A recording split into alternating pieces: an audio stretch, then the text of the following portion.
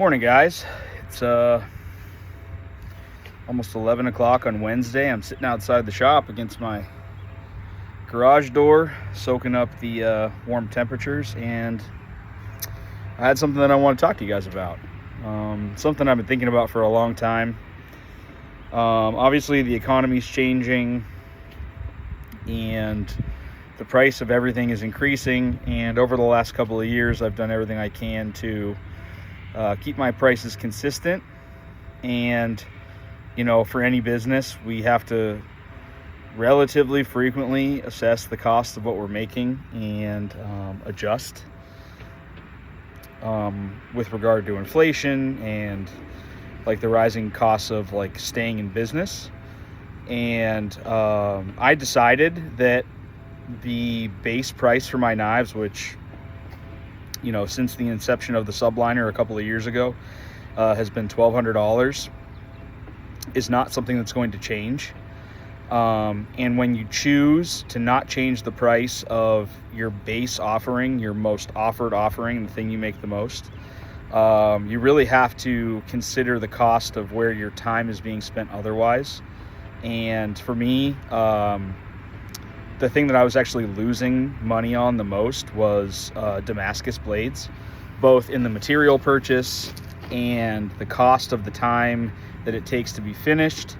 And that includes not only like the mirror finishing process, but also the subsequent number of etches, repolishes, the time that it takes for the masking agent to set.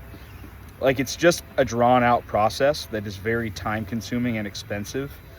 And for a long time, for me, that's been a $350 upcharge. And when you factor in the fact that, a bar of steel from Norris is $500 to $650 depending on the pattern, and you might get 3 blades out of it, depending on the size of the blades, but I typically get like 3 transient, 3.2 blades out of it, which pretty much, with the cutting time for blanking that out, because either you're sending it to water jet and paying a lot of money to have it cut, or you're cutting it out in the machine and that takes a while. You're looking at a couple $100 just for the blade.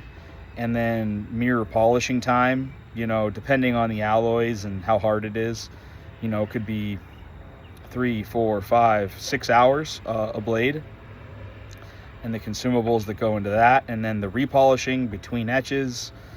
I was losing money at $350 a blade. I was straight up losing money.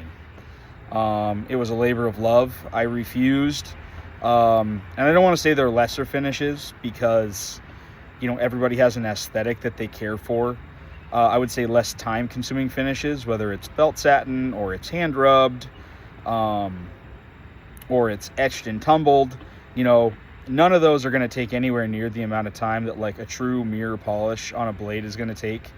And the way that I do it, it's not grind it and hit it on the buffer for a fucking year with a bunch of different buffing compounds that roll edges. And the mirror polishing on my blades is done by hand, with dye profiler and a rotary handpiece and diamond polishing compounds and brushes and felt bobs. Like, it's a more traditional style of mirror polishing, like, that's relevant to my background in tool and die, where surfaces have to have a maintained dimension. They can't just look shiny. Like, they have to maintain edges, crispness.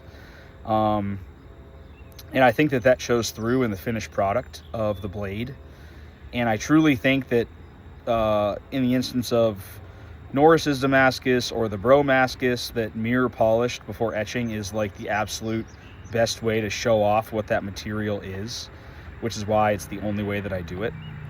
And so with regard to all of those factors going forward, my Damascus blades are going to get significantly more expensive. And to me, if that means that like the demand for them decreases, but the justification of them being what they are remains, like, I'm okay with that. $350 and I was losing money. I'm pretty much breaking even, probably at $400 to $425 I'm planning on making the Damascus blade upgrade between $600 and $650. And that's something that I have to do to make it something that I can continue to do.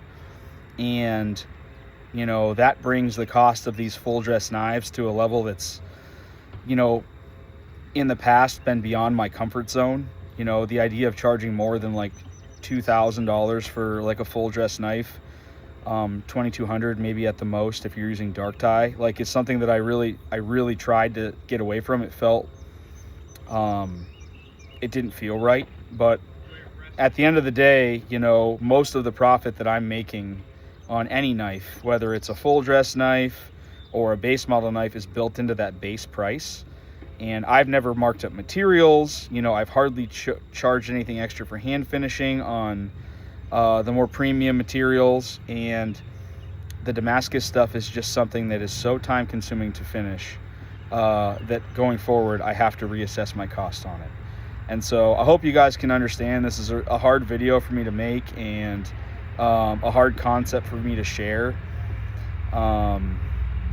But at the end of the day, in order for me to continue to be able to do what I'm doing without doing it for free, this is something that has to change. So if you made it this far and you listened to this whole rant and spiel, I really appreciate you. Like I always say in my Instagram stories, like, I see you, which on Facebook I won't see you. But thank you for taking the time to listen to my perspective. I hope that it makes sense. If it's something that becomes cost prohibitive for you to purchase a Damascus bladed knife in the future, I'm really sorry.